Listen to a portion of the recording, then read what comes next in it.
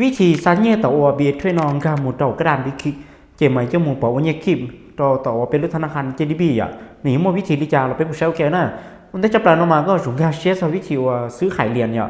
เดี๋ยวก็จะต้องกระเชียร์เราใช้ว่าวิธีขายเหรียญหรือกูน่ะชื่อว่าเนี่ยต่อวิคิเนาะนำมาเนื้อมุ่งคนผู้ให้เชียร์หังอย่าซีเรียว่าวิคิเนาะนำมาไหลว่าเป็นบริษัทซิอ่ะจะไปโยเหรียญเราโยนแต่ละไปโยม้วนเหรียญเลยไปว่าม้วนแต่ละซิอ่ะเจนึกมุ่งคนผู้ให้เชียร์นึกสารีต่อว่าไปแน่น่ะต่อไปแน่นอนก็จะต้องหมุนเลือดลูกนะฮานที่เกี่ยหนึ่งมั่วความน่าเชื่อถือนี่เดียวก็ที่สามารถหมุนทอดละว่าธุรกรรมซื้อขายเหรียญตอนนั้นเจยันต่อเนาะเรามาแค่เดียข้อเสียเนื้อเรามาค่าธรรมเนียมยอเชียร์ต่อไปแน่นสิอ่ะแต่สิ่งข้อดีเนื้อเรามาไปเตาไปเจ้าเนี่ยเจ้าม้วนตัวหลังเราไปเตาเจ้าเนี่ยที่เดียหนึ่งสะอาดแต่ละรูปบริษัทอ่ะสิ่งที่ไปมุ่งโยอยู่ IDT เขาหลังเราถือว่าเดียเนี่ยเจ้าเนี่ยว่าหนึ่งสะอาดเลยนะจะเนี่ยอยู่ว่ามั่วความปลอดภัยเชี่ยหังอ่ะจะไม่ได้จับแล้วนะเจ้าว่าไปละมูต่อ BX ช่วยนะละมูต่อ BX ช่วยอ่ะนี่ไปละมูแต่ไปคิดของnóน่ะเพื่อละมูถอนไปเจาะเงี้ยแต่ว่า BA น้องครับมันต่อ BX คิดเนี่ยเจละมูแต่เขาจะกระเป๋าของnóน่ะจะไปละมูต่อแต่เขาจะถอนเงินของnóเนี่ยเจถอนตอนนั้นตามnóแล้วน่ะจะไปละมูเลือกเครือข่ายคริปโตน่ะเจของnóน่ะเจว่าไปอยู่จุดต่อมูมัวลูกกระเป๋าต่อ BX คิดแล้วได้อ่ะเจกูแต่หน้าnóน่ะกูน้องครับมึงของว่า BX คิดเนี่ยcái thầu lót sau biết khi nó lỡ nó chiều bé lo muốn tàu thì cáp bầuของnó này chỉ bé lo muốn tàu nữa thìการฟาดของnó nàyอ่ะchỉของnó chỉ béต้องการฟาดเป็น USDT ซะนะchỉกูลงเช่าของnó nàyอ่ะเช่าที่ USDT อ่ะchỉ bé lo muốnคลิกkiaนะthầu lót sau nó lỡ nó chiềuใช้béเลือดที่béอยู่ถอนพันสมาร์ทเทรนด์ได้เชียchỉสำนักหนึ่งกูnó chỉกูเลือดเป็นสมาร์ทเทรนด์BNB นะเราย่อว่าchỉ nó P2P sau nó này à chỉ của là mù lướt họ thì phát ngân của nó này chỉ thằng nó chỉ nên tự lúc cái đàn đi nó là này nó mà do lúc cáp bầu đều bikini này à chỉ của nó chỉ cóสามารถ scan ตลอดได้นะแต่chỉของnóมันสะดวกขอที่เดียววางของnóสิอ่ะchỉ của là mù tàuเนี่ยขอเดียวคันลองลูกกระเป๋าของnóซะนะโอเคแต่ที่nó củaคันลองไล่นะอ่ะchỉ củaอยู่แต่ก็เราmù tàu bia thuê ý trong gì nè chỉ thầu nó cho nó lỡ nó chỉ cái mù lướt khơi khai à còn nó mà có chủเลือกเครือข่ายก่อนนึงว่าเจอเลยต่อว่าลูกกระเป๋าก็เลือกต่อว่า Big Kick นะจะว่าเลือกว่าเช่นเนาะ BSC BNB Smart Chain ของnóเนี่ยเท่าไหร่นะนี่เนาะแล้วเนาะจีเป็นละหมู่เจ้าที่อยู่กระเป๋านะจีก็ละหมู่วางเชนเนาะซิอ่ะจีเนี่ยจะใช้ก็ต้องการอยู่ถอนไปเจอ USDT ซะนะจีสำหรับเนี่ยกูเนาะจีก็ถอนนี่แต่ว่าไปเจ้า USDT ซิอ่ะวันนี้ก็บอกของnóเนี่ยจีก็ละหมู่ต่อเขาจะสูงสุดนี่เนาะอ่ะเจ้าว่าเช่นเนาะคนนั้นมาเลยเสียค่าธรรมเนียมเยอะ EUSDT นะจะก็ซ้ำแล้วต่อไปแน่เราเสีย EUSDT อ่ะเจ้าว่าเยอะจีก็เยอะถอนนี่กูเนาะมาแนะนำก็ถอนนั้นđóก็ถอนเมนเนาะเจนี่ชีคุ้มค่าเนี่ยจีก็ละมุนต่อเนี่ยก็จะถอนเงินของnó này เท่าไรเนาะแล้วเนาะเจ้าว่าเจ้าไปตัวรหัสธุรกรรมเนี่ยโอ้ยตัวรหัสถอนเนี่ยนะเจ้าละมุนเช่ารหัส BS ช่วยอ่ะเจ้าถอนจริงตอนนั้นรหัส 2SA เนี่ยนี่วางแค่เนาะเจยืนยันของน้องนะไปต่อไม่ใช่อ่ะแต่ชินออนไลน์นะโอเคสำเร็จเลยอ่ะ EV ซื้อหนึ่งตื้ออะไรนะแต่เชียก็ถอนน้ำดาวน้ำมันเนื้ออัดอยู่อีหยอกกันจอนะแต่ชินออนจะเป็นละมูต่อว่าบิ๊กขี้เขียวใช้เงียบประตงการนะจากกะถิ่อ่ะจากกะถิ่ก็ต้องนะกระดานนะโอเคแต่ชินอถือว่าเดี๋ยวปอเตาเดี๋ยวไปเจาะเงี้ยหนึ่งก็เงี้ยจะเขาไปลูกกระเป๋าบิ๊กขี้เรียบร้อยนะว่าจะไปเจาะชี้จำไปเจาะอยู่ IDT อ่ะเจ้าว่า我要开始วิธีว่าไปมัวไปเจาะเนี่ยอยู่ IDT ของnó cho một bộ như kiểu nữa cho một mua nèไปอยู่มัววิธีมัวนี่จานนี่อ่ะ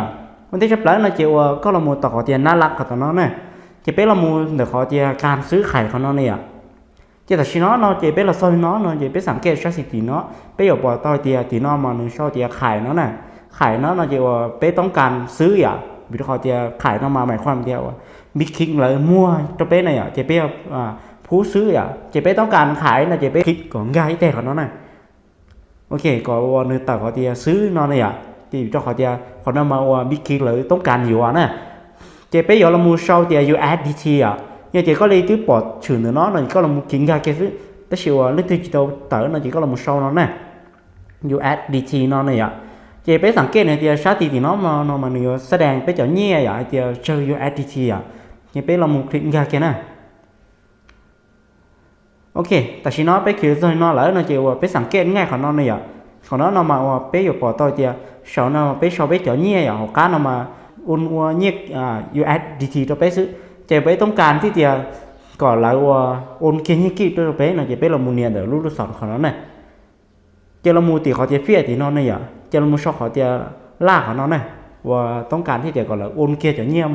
กี่ตัวbé xứ à chỉของnó chỉว่าbé ต้องการที่จะอยู่mua chơi USDT nó chỉ bé ใช้họ bé ลูกกระเป๋าnó chỉ nếu mua nhớ trâu nó tí xí này à treo của ต้องการอยู่ sau tan đó nó chỉ của sau tới nó là bây giờ trí chám lâu cho trâu xí à ok tan thầu cho nhẹ nè chiều nhẹ kim nó mà nữa thâu cao lên là xa sẻn chiêu phá chiêu bò bây giờ trâu kim rồi à chiều là một nẻ họ thì họ nó này chiều tại vì nó mà nữa tại nó ta nó giờ chiều có chỉ đâu phụ nhớ trâu bị khí nó mà có chủ lấy một phun đây rồi à tới chiều có tới phun có từ bình xì trên đi trâu và bị khí lỡ nó chỉ có là một tổ họ thì thật bài của nó này ok thảo có là cho nó tàn nó lỡ nó chịu có sẵn kê ngay ở xí liệu nhớ trâu số nó là mày có chở nhẹ vô IDT nè học cá nó mày chở nhẹ thế thì là vô ôn tua trâu con này à chiều bé sẵn kê nó nhớ trâu nó mà lỡ năm vít phải làm cái bé nè bé sau bút vít của nó ta giờ biết vít của nó ta là chị chú ba thì bé mua chỉ lái nè bé chủ mua nhé liệu họp chia gì à chỉ bé là một tổ họ thì khói hấp mua lấy nhom hấpว่าการเข้าถึงบริการเหล่านี้นะอย่าnhưng mà tổ mình tin nó là chỉ biết là một tổ thì khải của nó này ok thọ nó cho nó tại nó lỡ nó chịu cá nó chỉ có bé sau bé tủ lá hạt OPT thì tiền là xa cho tổ bé tủ Gmail nó này à bây giờ bé tủ Gmail thì bé muốn cho là một sắm bằng bí kính nè chỉ học cá nó chỉ học lá hạt sống tan này lá hạt sống SE này à của chương thì giờ tiền lương thìเคยอยู่ที่เคยอยู่ยืนยันของnó lỡ nó mà có chủ mua lá hạt sống SE tí xí nè như thì có chỉ mua nó chỉ có đã muốnใช้ย้อนหลังกูจะคลิปวิดีโอเนี่ยจะคือว่าเรามูต่อรู้แอป Gmail นะจะไปchúng ta tu Gmail thì kiểuไปcho mộtสมัคร Big Key ก็ok แต่ฉันเอาไปbỏ tiền Big Key là sao ý cháuความตัวเนี่ยโอ้ยเจ้าตัวรหัส OPT อ่ะไปเจ้าหมูเจ้าตัวต่อเนี่ยจะไปขัดลองเจาะรหัสนอนเนี่ยอ่ะจะลงวางตัวต่อ Big Key ของnó này cho bỏ tiêu thầu là xa nó mà lời năm vít thời làng đi của nó trong chỗ vít vậy giờ tiêu ta vít của nó mà tụi nó hạt non nửa tua nửa xí tàu nè chế bé cắn giò vậy bé ở các tàu họ thì xông khứ đi xong gì nè ok xông khứ là chế bé là các một tàu Gmail này à cho thì làm gì nè ok ta chỉ nó lời sai trả tôi đùa nè bên gam một kia vậy chế bé ở mỗi họ nó cho một khẩn lỏng nè bé còn chẳng xe lái này à còn chỉ số bút tụi nó hạt OPT nó tua nè cho nó một tàu thì vàng sai của nó này à thảo vàng nó lỡ là chỉ là một múa tủ lá hạt sống SE nè để là một tàu kia của do nó nè anh nói nha thêm gì nè tàu có sọp ok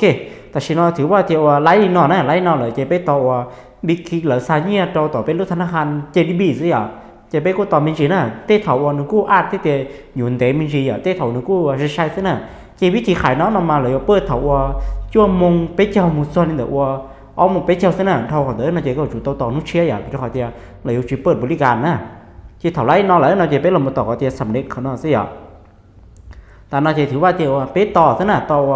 ธนาคาร JDB là uốn nghiêng ra cho bé tụ กระเป๋า สิอ่ะ thảo nó rồi nó lấy nó chỉ có ต้องการ muaใช้ thì có mua cho lại đi chơiอ่ะ ซื้อ 1 bộ thảo lấy nó chỉ có là một tàu này lú mày kỳ kịch của nó nè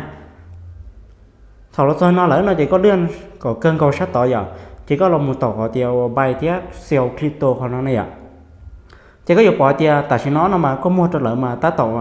cầm làm bắt một phần nhỉ và bị khi lợi ta tổ và cốt sọp nè chỉ là cốt sọp lấy lợi nó chỉ là côอยู่sáng nhẹ tôi có giờ còn nó mà tiêu côอยู่to sẽ để mình chỉ nè cô xin để to này ạ chỉ có ต้องการที่จะใช้ในกองกาเกี่ยวกับน้ำมันnèก็อยู่bỏ tiềnในtrong nó này tại nó mà nó chỉ to lấy á có chừng cầm làmที่จะmua cho và bị khi là thế nè nhàจะไล่เหลือnóจะเหลือแสดงแล้วก็จะเหลืออุ่นเยี่ยงกาแล้วก็ตัวธนาคาร JDB ทันทีสิอ่ะเจ้าไปกูต่อมีสีเช่หนึ่งตรงจันนะโอเคแต่ฉันnóiถือว่าเจ้าบิ๊กคิลแล้วกูสัญญาตัวกูเรียบร้อยนะไปลงมือใช้อ่ะไปใช้ส่วนนั้นถือว่าเจ้าบิ๊กคิลแล้วกูสัญญาตัวธนาคาร JDB อ่ะเนี่ยว่าชาแสงแล้วจะอีผาชั่วปัวหนึ่งเปล่าคิมนะ